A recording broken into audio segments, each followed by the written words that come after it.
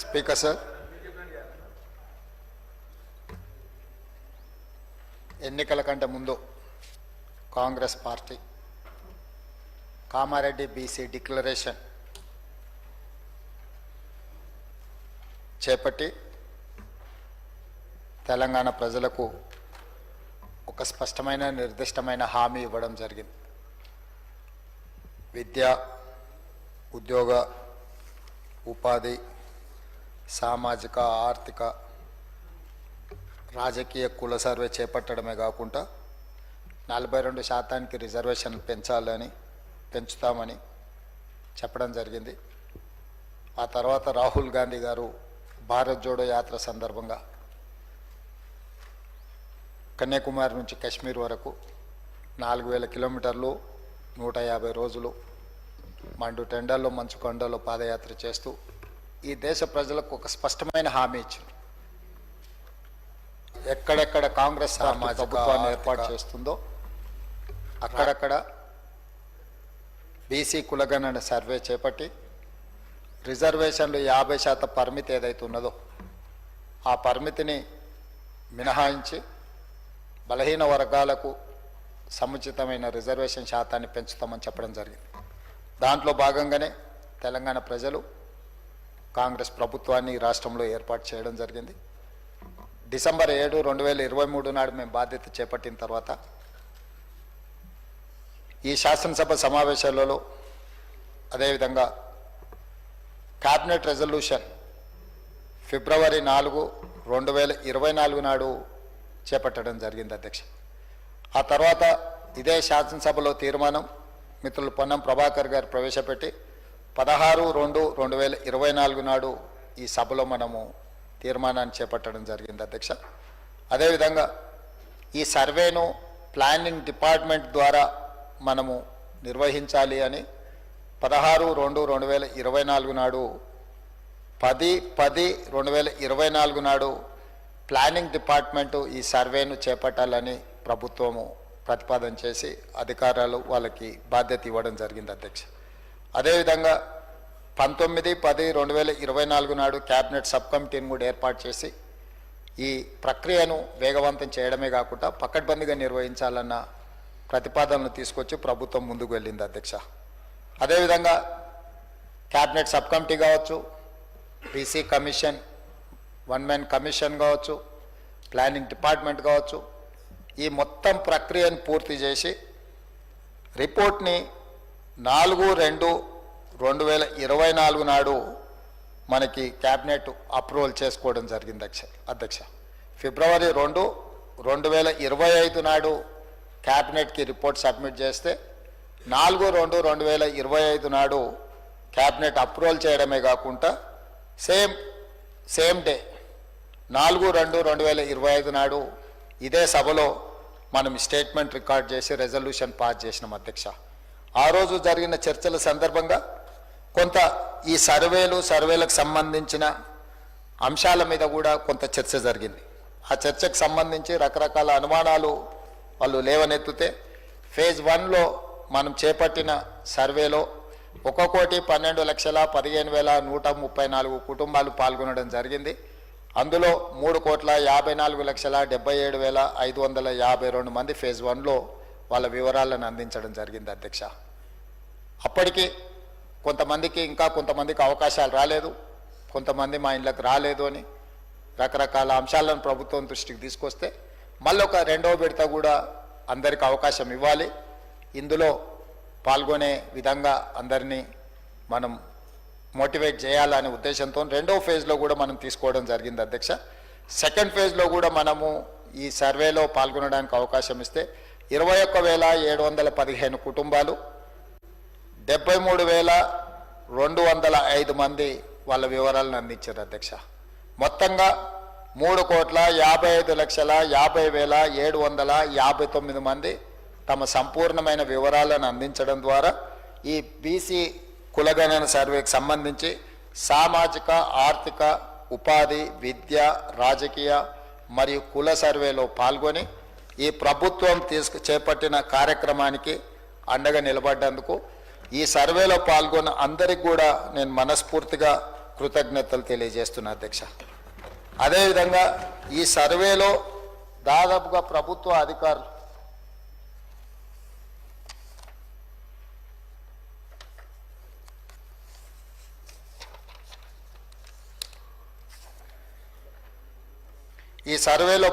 Phase 1 phase 2లో ప్రభుత్వ అధికారుల అధ్యక్ష 1,03,889 మంది ప్రభుత్వ సిబ్బంది సర్వేలో పాల్గొన్నారు అధ్యక్ష.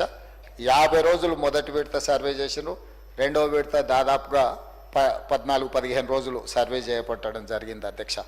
అదేవిధంగా అధ్యక్ష డేటా ఎంట్రీ ఆపరేటర్లు కూడా 75,604 మంది డేటా ఎంట్రీ ఆపరేటర్లు ఇందులో కంప్యూటరైజ్ చేయడానికి కూడా ఈ సిబ్బంది అంతా పాల్గొన్నారు. చీఫ్ సెక్రటరీ నుంచి ఎన్రోల్మెంట్ అంటే బ్లాక్ ఎన్రోలర్స్ వరకు ప్రతి ఒక్కరూ ఈ కార్యక్రమంలో పాల్గొన్నారు. ఈ సిబ్బందికి అందరికి కూడా మనస్ఫూర్తిగా నేను అభినందనలు తెలియజేస్తున్నా. వాళ్ళ శ్రమని రాష్ట్ర ప్రభుత్వం గుర్తిస్తుంది అధ్యక్ష. ఈ నేపథ్యంలో మా మంత్రివర్యులు పొన్నం ప్రభాకర్ గారు ఈ సభలో 2 బిల్లులను ప్రవేశపెట్టడం జరిగింది. ఈ 2 బిల్లులకు సంబంధించి మొదటి బిల్లు విద్యా సంస్థలలో సీట్లు మరియు రాష్ట్ర సర్వీసులో నియామకాలు లేదా పదవుల రిజర్వేషన్ బిల్లు. అదేవిధంగా రెండవ బిల్లు గ్రామీణ మరియు పట్టణ స్థానిక సంస్థలలో సీట్ల రిజర్వేషన్ బిల్లు. ఈ రెండిట్లలో 42% రిజర్వేషన్లు పెంచాలి అని చెప్పి రాష్ట్ర ప్రభుత్వం మంత్రివర్గ సభ్యులు పొన్నం ప్రభాకర్ గారు ప్రవేశపెట్టిన ఈ బిల్లులను ఉద్దేశించి సభలో శాసనసభ్యులు విప్ ఆది శ్రీనివాస్ గారు, శాసనసభ్యులు గంగుల కమలాకర్ గారు, Bharatiya Janata party floor leader ఏ మహేశ్వర్ రెడ్డి గారు, టీఆర్ఎస్ శాసనసభ్యులు టి హరీష్ రావు గారు, బీజేపీ శాసనసభ్యులు పాయల శంకర్ గారు, ఎంఐఎం ఫ్లోర్ లీడర్ శాసనసభ్యులు అక్బరుద్దీన్ ఓవైసీ గారు, అదేవిధంగా సిపిఐ శాసనసభ్యులు కూనంనేని సాంబశివరావు గారు, వీళ్ళందరూ కూడా ఈ చర్చలో పాల్గొని ప్రభుత్వం ప్రవేశపెట్టిన 2 ప్రత్యేకమైన బిల్లులను, ఒకటి విద్యా ఉద్యోగాల కోసం 42% రిజర్వేషన్లు పెంచాలనే బిల్లును, అదేవిధంగా రాజకీయంగా కూడా వాళ్ళ రిజర్వేషన్లను 42% పెంచడానికి 2 ప్రత్యేకమైన బిల్లులకు సంపూర్ణంగా మద్దతు పలికినందుకు చర్చలో పాల్గొన్న బీఆర్ఎస్, బీజేపీ, ఎంఐఎం, అదేవిధంగా సిపిఐ పార్టీలకు, ఆ పార్టీ నాయకులకు అందరికీ కూడా ప్రభుత్వం తరఫున అభినందనలు, ధన్యవాదాలు తెలియజేస్తున్నా అధ్యక్ష. ఎందుకంటే ఈ సభ మొత్తం తెలంగాణ 4 కోట్ల సమాజం బలహీన వర్గాలకు సంబంధించిన రిజర్వేషన్ల విషయంలో ఏకాభిప్రాయంతో ఉన్నారు. రాజకీయాలకు అతీతంగా, సిద్ధాంతాలకు అతీతంగా, ఎజెండాలకు అతీతంగా ఈరోజు బలహీన వర్గాలకు అండగా నిలబడ్డామని ఈ సభ ద్వారా ఒక సందేశాన్ని పంపించదలుచుకున్నాం. దానికి సంపూర్ణంగా సహకరించినందుకు సభ్యులందరికీ కూడా మనస్ఫూర్తిగా నేను సభానాయకుడిగా అభినందనలు తెలియజేస్తున్నా అధ్యక్ష. ఈరోజు ఈ చర్చ, ఈ కార్యక్రమం మనందరం కలిసికట్టుగా ఉన్నామని ఒక సందేశాన్ని ఈరోజు సమాజానికి ఇచ్చినాం. అదే సందర్భంలో గత ప్రభుత్వం గతంలో 2017లో ఈ సభలో బిల్లు నెంబర్ 6 ద్వారా ఈ బీసీల రిజర్వేషన్లను 37% సంబంధించి ప్రతిపాదన చేసిండ్రు. దాన్ని గవర్నర్ గారు ప్రెసిడెంట్ అసెంట్ కోసం పంపించున్నారు అధ్యక్ష. ఆ రోజు ప్రతిపాదించిన దాంట్లో బీసీ గ్రూప్ ఏకి 7%, బీసీ బి గ్రూప్కి 10%, బీసీ సి గ్రూప్కి 1%, బీసీ డి గ్రూప్కి 7%, బీసీ గ్రూప్ ఈకి 12%, టోటల్గా 37% రిజర్వేషన్లను పెంచాలి అని గత ప్రభుత్వం ప్రతిపాదించింది. ఈరోజు ఈ ప్రతిపాదనను మనం, ఎందుకంటే రాష్ట్రపతి ఆమోదం కోసం గవర్నర్ గారు పంపించింది కాబట్టి ఇది అక్కడ పెండింగ్లో ఉన్నప్పుడు మనం కొత్త రిజర్వేషన్లకు సంబంధించిన ఏ ప్రతిపాదన చేసినా కూడా అది సాంకేతిక పరంగా, న్యాయపరంగా చిక్కులను సృష్టించే అవకాశం ఉంది. కాబట్టి ఈ ప్రతిపాదనని కూడా మనం ఉపసంహరించుకుంటూ నూతనంగా బీసీల రిజర్వేషన్లు 42% పెంచాలని ఏదైతే ప్రతిపాదన చేసినామో ఇవన్నీ కూడా ఈ సభ ఆమోదం పొందినందుకు నేను మనస్ఫూర్తిగా సభ్యులందరినీ అభినందిస్తున్నా అధ్యక్ష. బలహీన వర్గాలకు సంబంధించిన కులగణన గురించి చాలా సంవత్సరాల నుంచి చర్చ జరుగుతుంది. మొట్టమొదట స్వతంత్రం రాకంటే ముందు 1931లో బ్రిటిషర్స్ ఉన్నప్పుడు ఈ కులగణన దేశవ్యాప్తంగా చేయడం జరిగింది. ఆ తర్వాత మండల్ కమిషన్, ప్రధానంగా నాడు శ్రీమతి ఇందిరాగాంధీ గారు మండల్ కమిషన్ను నియమించి బీసీలకు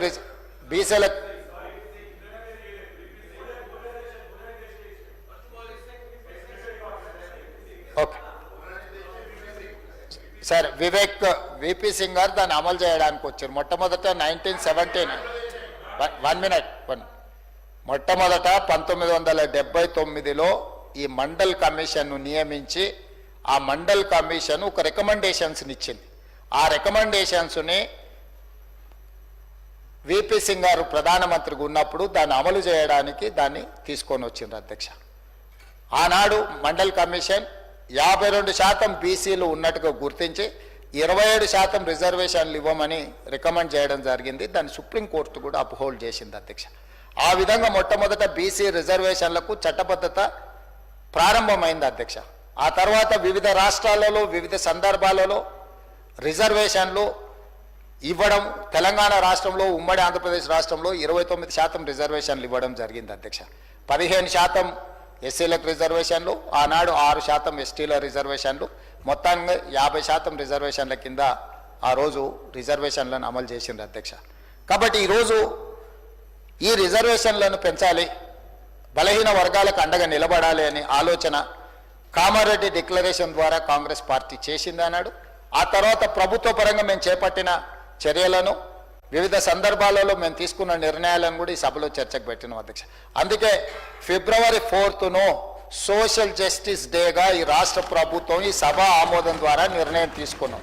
ప్రతి సంవత్సరం సోషల్ జస్టిస్ డేగా ఫిబ్రవరి 4ను, ఎందుకంటే ఫిబ్రవరి 4 2024 నాడు ప్రారంభించి ఫిబ్రవరి 4 2025 సంవత్సరం తిరిగే లోపల ఈ ప్రక్రియను కంప్లీట్గా ప్రాసెస్ చేసి సభ ద్వారా తీర్మానాలను ప్రవేశపెట్టడం ద్వారా మనం ఈ ప్రక్రియను పూర్తి చేసినాము. దీనికి చట్టబద్ధత కల్పించడానికి ఈరోజు బిల్లులు తీసుకొచ్చినాం, బిల్లులని సభలో ప్రవేశపెట్టినాం అధ్యక్ష. కాబట్టి దీని వెనకాల ప్రభుత్వము అన్ని రకాల కోణాలను, అందరు స్టేక్ హోల్డర్స్, రాజకీయ పార్టీలను కావచ్చు, కుల సంఘాలను కావచ్చు, లేకపోతే సమాజంలో ఉన్న మేధావులను కావచ్చు, ప్రతి ఒక్కరిని రాష్ట్ర ప్రభుత్వం సంప్రదించి ఈరోజు 42% రిజర్వేషన్ తీసుకురావాలని మనం ముందుకు వచ్చినాం అధ్యక్ష. కాబట్టి ఈరోజు నా విజ్ఞప్తి ఒకటే, చాలామంది సభ్యులు చాలా విషయాలు మాట్లాడినరు, బడ్జెట్ విషయాలు మాట్లాడినరు, ఇతర రిజర్వేషన్ల గురించి మాట్లాడినరు, ఇతర నిధుల గురించి మాట్లాడినరు, చాలా అంశాలను ప్రస్తావించింది. సరే, నేను రాజకీయ అంశాల జోలికి నేను వెళ్ళదలుచుకోలేదు, ఎందుకంటే ఈ సందర్భంగా సభానాయకుడిగా నేను రాజకీయమైన అంశాలను ప్రస్తావిస్తే ఇది వివాదానికి దారితీస్తుంది. ఈరోజు ఏ వివాదాలకు తావు లేకుండా బలహీన వర్గాలకు న్యాయం చేయడమే మా విధానము. దీనికి అండగా నిలబడడానికి అందరినీ నేను మనస్ఫూర్తిగా అభినందిస్తున్నాను. అదే సందర్భంలో శశభిషలు అక్కర్లేదు అధ్యక్ష. సభానాయకుడిగా 42% రిజర్వేషన్లు విద్యా ఉద్యోగాలలో రాజకీయపరమైన రిజర్వేషన్లను సాధించడానికి నేను నాయకత్వం వహిస్తా. ఈ సభానాయకుడిగా నేను మాటిస్తున్న బలహీన వర్గాలకు, తెలంగాణ రాష్ట్రంలో ఉన్న వాళ్లకు ఈ రిజర్వేషన్లు సాధించడానికి నేను నాయకత్వం వహిస్తా. అన్ని పార్టీలను కలుపుకొని వెళ్తాను. ప్రధాన ప్రతిపక్ష నాయకుడు కల్వకుంట్ల చంద్రశేఖరరావు గారికి కూడా నేను విజ్ఞప్తి చేస్తున్నా, మనందరం కలిసికట్టుగా భారతీయ జనతా పార్టీ నాయకులు, ఇక్కడ సభానాయకుడిగా ఉన్న మహేశ్వర్ రెడ్డి గారిని, ఎంఐఎం పార్టీ నాయకుడు ఉన్న అక్బరుద్దీన్ ఓవైసీ గారిని, మిత్రుడు సాంబశివరావు గారిని, సిపిఐ నాయకులను, వీళ్ళనే కాకుండా రాజకీయ పార్టీలకు కూడా నేను విజ్ఞప్తి చేస్తున్నా, మనందరం కలిసికట్టుగా కేంద్ర ప్రభుత్వం దగ్గరికి, ప్రధానమంత్రి దగ్గరికి వెళ్దాం, చట్టాన్ని సవరించుకుందాం. ఈ చట్టాలన్నీ కూడా పరిపాలన సౌలభ్యం కోసం మనం చేసుకున్న చట్టాలే. 100 పైగా మనము రాజ్యాంగ సవరణలను చేసుకున్నాం ప్రజలకు మేలు చేయడం కోసం. కాబట్టి ఈరోజు అవసరమైతే రాజ్యాంగ సవరణ అయినా చేపట్టడం ద్వారా బలహీన వర్గాలకు విద్యా ఉపాధి అవకాశాలలో, అదేవిధంగా రాజకీయ అవకాశాలలో 42% పెంచడానికి అవసరమైన చట్టపరమైన చర్యలు అన్నిటిని కూడా మనం తీసుకోవాలి. దీనికి సంబంధించి మనం ఎవరము ఒకరు విభేదించుకోవాల్సిన అవసరం లేదు, ఇందులో ఒకరినొకరు విమర్శించుకోవాల్సిన అవసరం లేదు. మనందరి అభిప్రాయం ఒకటే అయినప్పుడు, మనందరం ఇందులో అనుకూలంగా ఉన్నప్పుడు ఈరోజు ఇంకా ఇది సాధించుకోక ఎందుకు అవుతుంది అధ్యక్ష?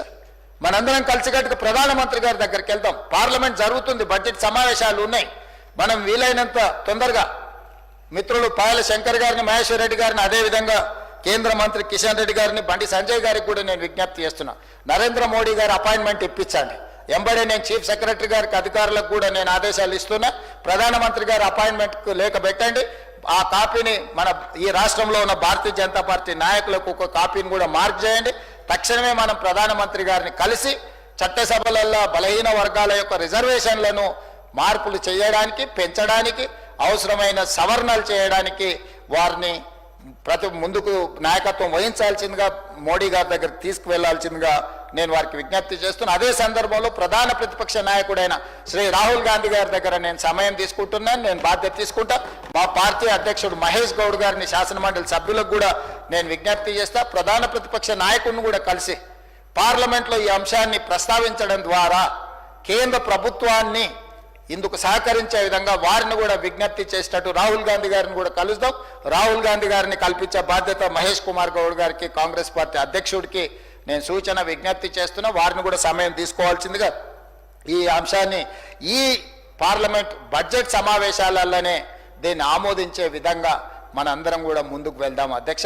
ఎందుకంటే చాలా సంవత్సరాలు 100 సంవత్సరాల నుంచి వాయిదా పడుతున్న విషయం. స్వతంత్రం వచ్చినప్పటి నుంచి కూడా బలహీన వర్గాలు ఇవాళ మా లెక్కెంతో చెప్పండి అంటారు.